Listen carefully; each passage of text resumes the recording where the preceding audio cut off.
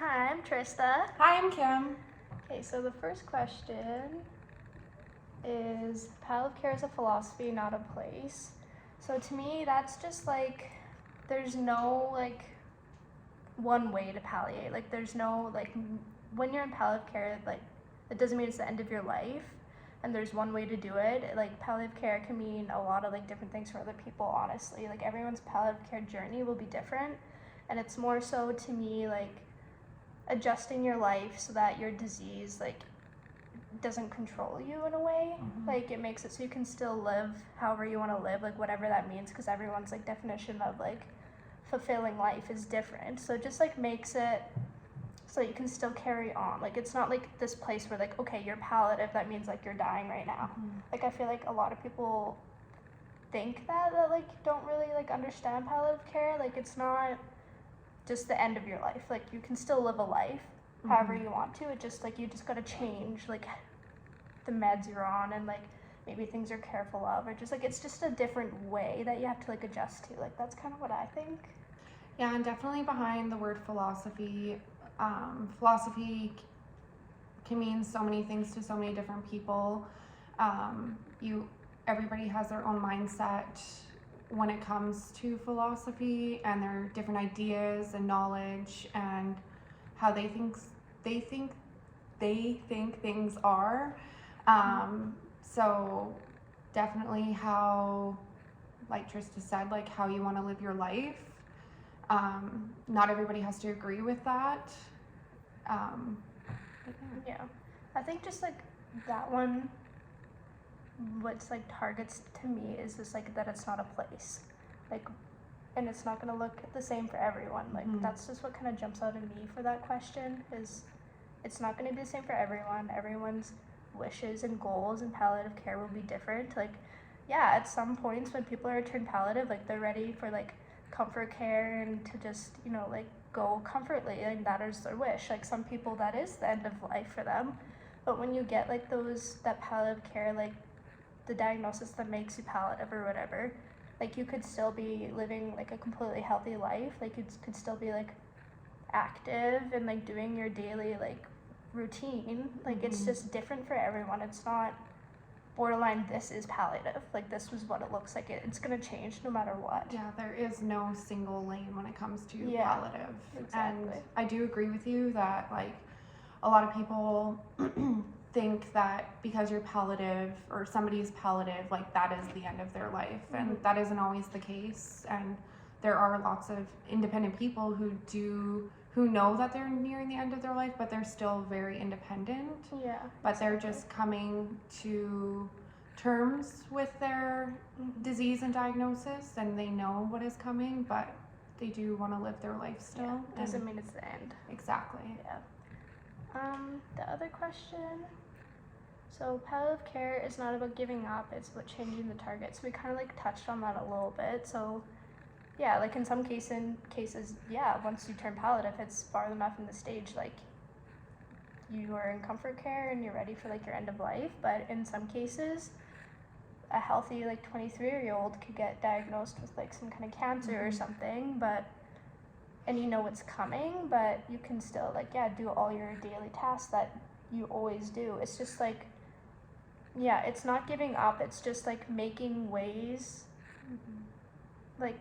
your daily, you're just changing things in your life, but I don't know how to say it exactly. Yeah. It's not, you're not giving up, it's just adjusting things in your lifestyle so that you can keep going, kind of, in a way. And the way I see that too is somebody who chooses to go palliative or anything like that, they have to talk with the doctor, they decide to go to C1 or C2 and their comfort care. So I find a lot of maybe their mindset is they're not giving up, but they would also want to live a dignified life. Yeah. They don't want to get to the point of where, some people don't want to have that, where their dignity is taken away and having somebody to care for them 24/7. Yeah. And some people would prefer them to be remembered as who they are and not who they were moments before their death. Yeah. So I find when we talk about that, like it kind of like comes to my mind with like a cancer patient who doesn't want treatment, like, and so like of course if you do that treatment and go through everything, like you're kind of not yourself anymore in a way. Exactly. Yeah. But if you just do like the comfort measures of palliative, you're still able to go about your life the same way, just like controlling the pain and everything like that. But you're still who you are. Yeah. Like it's just, that's what kind of comes to my brain with that. Yeah, and another thing is like you're not really they're not giving up either, like in a sense of like changing the target is, like you said, like living their life. Like they can still live an amazing life with pain control and everything with their diagnosis and their disease. Yeah. Doesn't mean that they're giving up on life, but having those comfort care measures will allow them to live a better quality of life. Yeah, and like doing those medications for like comfort care also might prolong their life in a way too. Like you never know. I just don't think it's not like, for example, it's not like MAID is like, because MAID obviously is a part of palliative care, but it's not like your life is ending like how we like talked about. Like it's just making it so that you're comfortable and like can continue your life the way it is and like you're normal for as long as possible. Yeah, and I think as nurses or even any healthcare professional, I think it's extremely important to understand their wishes if they choose to go palliative and take those comfort care measures without any judgment. And that's another thing too as a nurse is like if someone chooses to do palliative care and wants to like continue their life as long, like what is their normal? Like what do you need to do as a nurse to help them like continue their normal, because that looks different for everybody too. So it's just, it's not giving up, it's just like making it so you can still have a fulfilling life for as long as possible. Yeah, and again, like as nurses, I think it's extremely important that we are able to advocate for our patients when they are palliative in a sense of their normal and pain control and what they want at the end, because if they are nearing the end of their life, like helping them make them as comfortable as possible is extremely important. Yeah. And then the other question is, what is something you learned about the team approach to palliative care? When I think of like team approach, like I don't just think of like the doctors and nurses, but like you also have to think about the patient's family that is involved, like them, they're part of the team, like everyone like loving to the patient is involved in it too, is kind of how I look at it, just making sure like you're all on the same page and you're involving like the patient and like, yeah, just like I said, like what is their normal, like what is the goal here, is kind of how I look at that. Yeah, definitely the family aspect is huge when it comes to the team, for sure. If the patient wants their family part of decision making, then they need to be included in that, and having their voices heard and what they want as well.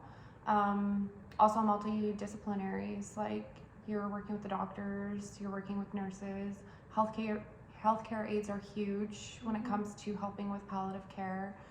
And not only that, but like you wanted to get mental health involved or anybody like that, that's also important. Because even if it's like you're not giving up and like palliative care is not just a place, like it's a philosophy, like it's still a huge change though, so you need to make sure that you're like supporting them in every way possible.